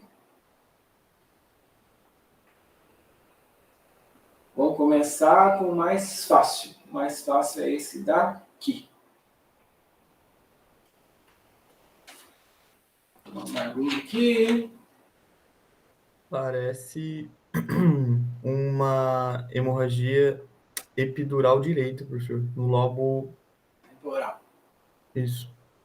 Temporal direito. Então, é uma imagem biconvexa, né? Ela está heterogênea. Então, é um sinal que isso aqui pode estar aumentando de tamanho. Veja a consequência. Então, fechou. É um epidural ou extradural. Tá. Do temporal direito. Veja que tem um sinal da seta aqui, ó. Isso aqui é o mesencéfalo, né? Então, aqui é o pedúnculo cerebral esquerdo. O pedúnculo cerebral direito está meio perdidão aqui, né? Então, a morfologia dele está alterada, né? Eu falei na primeira aula que a região medial, esse é o temporal, a região medial do temporal chama uncus. O uncus aqui do lado esquerdo está tudo bem. O uncus do lado direito, ele está se pronunciando aqui, né? Ele está sendo empurrado pelo hematoma, né? E está comprimindo o pedúnculo cerebral direito, tá? A hérnia de uncus é considerada uma hérnia transtentorial.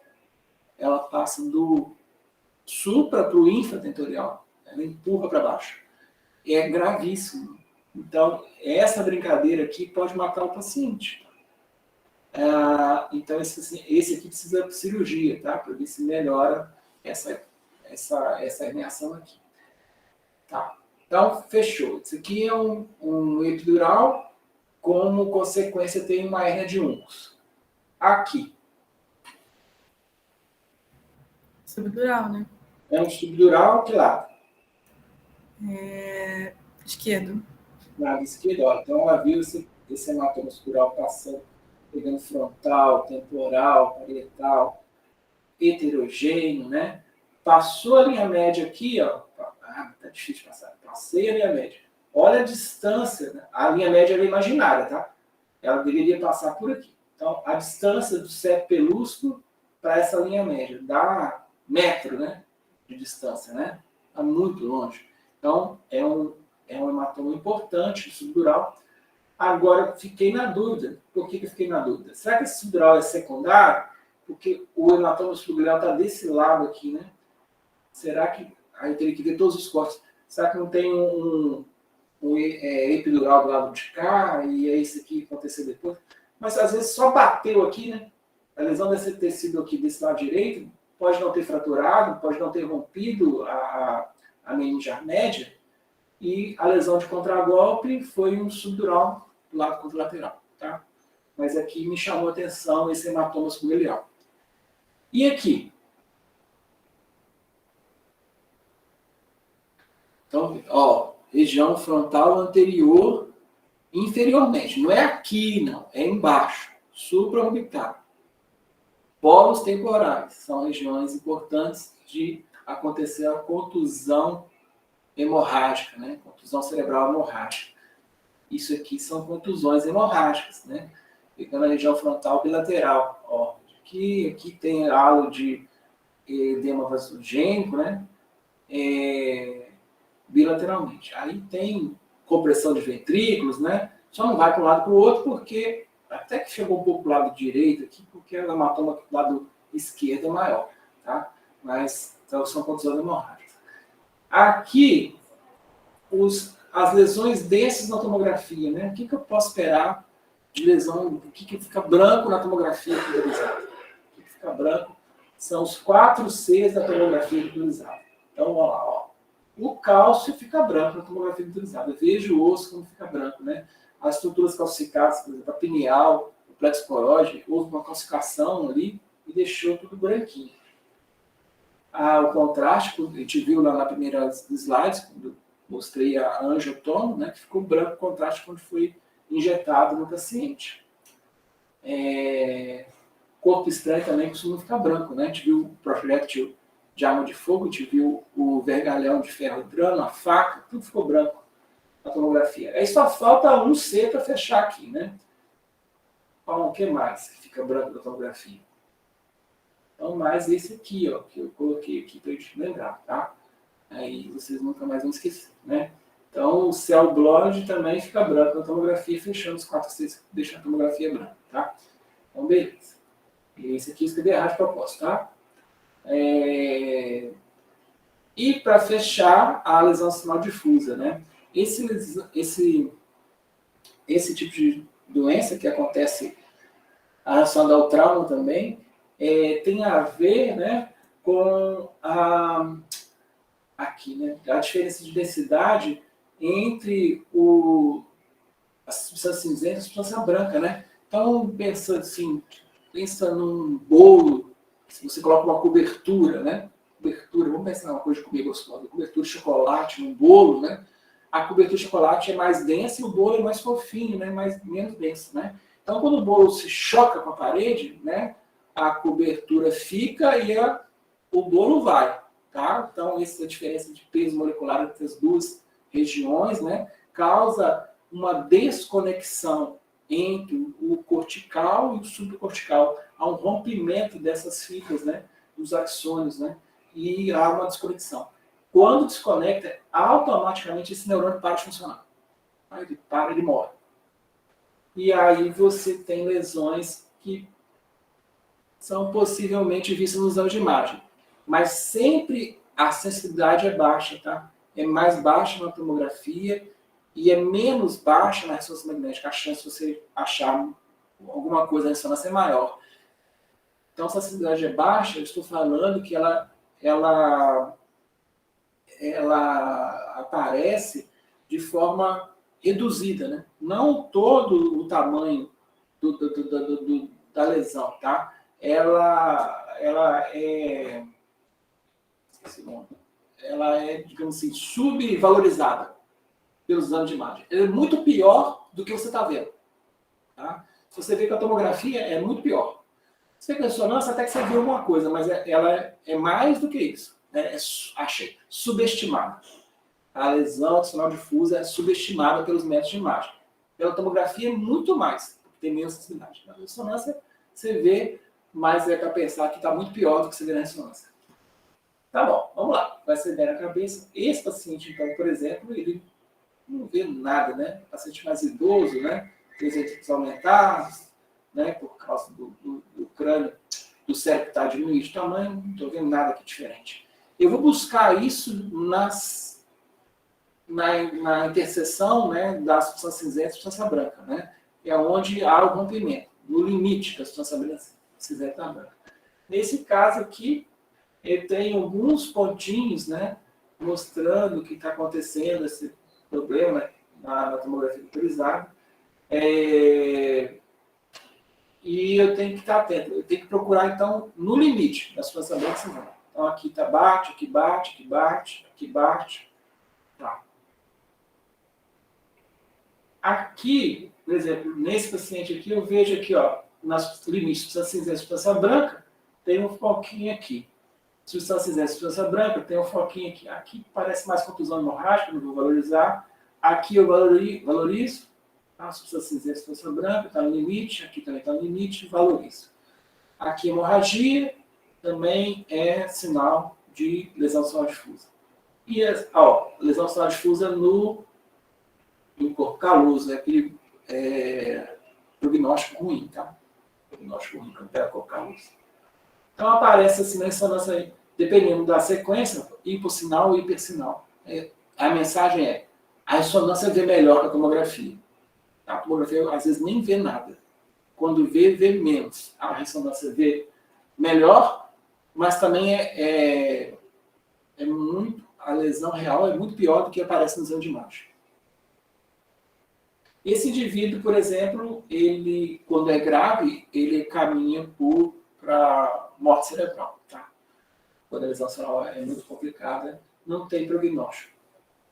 E aí, se não tem prognóstico, a gente faz o exame do cérebro para ver se tem cérebro viável. Né? Então, o paciente que você não conseguiu atender de forma adequada, ele evoluiu para a morte cefálica, ele teve lá seu edema cerebral difuso, problema de pressão craniana, herniação, né? Ele vai, a pressão muito alta dentro do cérebro do paciente vai impedir a chegada do fluxo arterial. O tecido vai morrer todo, né? Vai entrar edema e morre como um todo. Esse é um exame que é feito por aqui, né? Onde estou no momento, que é o exame cerebral. A gente avalia como está a função do cérebro, né? Quanto mais vermelhinho, melhor. Quanto mais pretinho, pior. Então, nesse paciente está tudo bonitinho, né?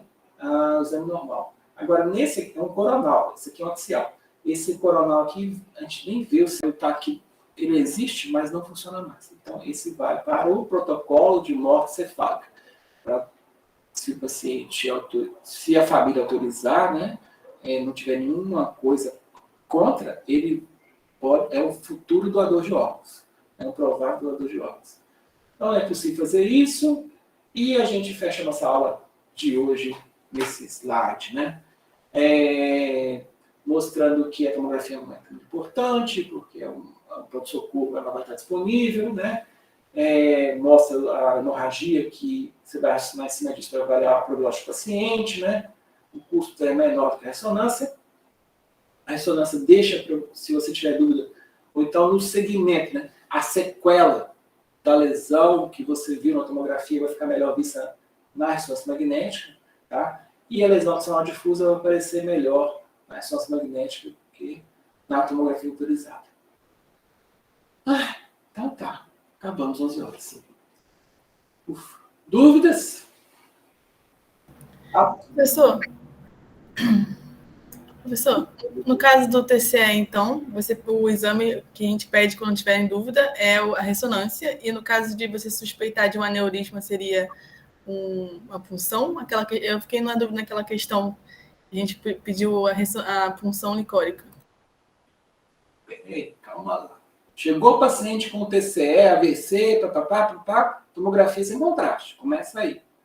Aí você vai pensar o que você está procurando agora, né? Então, nós falamos da situação que o quadro era de uma dor, uma cefaleia muito intensa, que não sei o que passou muitas horas. Aí precisou fazer punção lombar porque você não achou sangue no espaço licórico, né? Você está procurando uma registro subequinóide, vai ter que fazer uma punção lombar.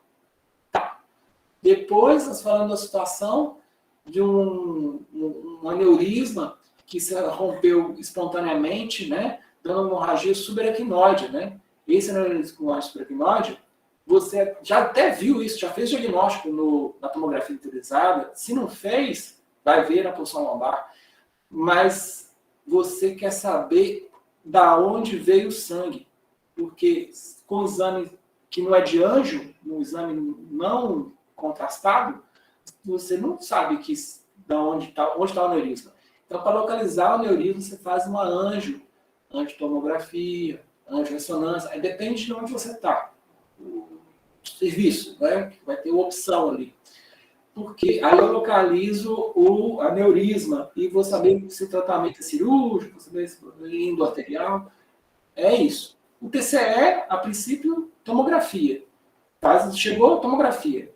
Aí, o que eu preciso saber? Resolvi todos os problemas de tomografia? Beleza. O paciente piorou? Posso fazer tomografia de novo? Ou, para ver, a hematoma aumentou e tal, o sangramento piorou? Ou não apareceu nada, estou na dúvida, o paciente está ruim, neurológico, tomografia pouco alterada, ressonância. A ressonância vai aumentar a sua sensibilidade, vai às vezes aparecer alguma coisa que você não viu na tomografia. Mais ou menos isso. E o José? Professor, o senhor falou aí da lesão axonal difusa, né? Falei. Que ela fica branca, né? Os pontos brancos, né? De sangue. Eu estava lembrando que eu achei a imagem bem parecida com um paciente com neurotoxoplasmose, que fica os pontos de calcificado também brancos. E aí, como é que a gente pode diferenciar? Não, tem uma clínica, né? A clínica, né? O cara bateu a cabeça da neurotóxico, né? Isso. E quando você fala calcificação, é uma densidade maior, né? Do que o sangue. Eu consigo ver isso no... Eu faço uma áreazinha em cima da lesão, tá? E vejo quanto de coeficiente Hounsfield. Tem um número que dá aquela regiãozinha ali. Se estiver mais perto do osso, calcificação. Aí eu tenho que entrar nas diagnósticos iniciais de calcificação cerebral, né? O outro vai me dar sangue, não dar uma densidade mais baixa, porque eu vou pensar em sangue. Não, Entendi. não. Tá? Beleza. Ó, tchau. E tem um dia que vai dar feriado, hein? Vai dar problema nisso aqui. Precisamos resolver isso. Tchau. Beleza, professor. Boa semana. Tá, A gente vai ver o feriado. Tá, jóia.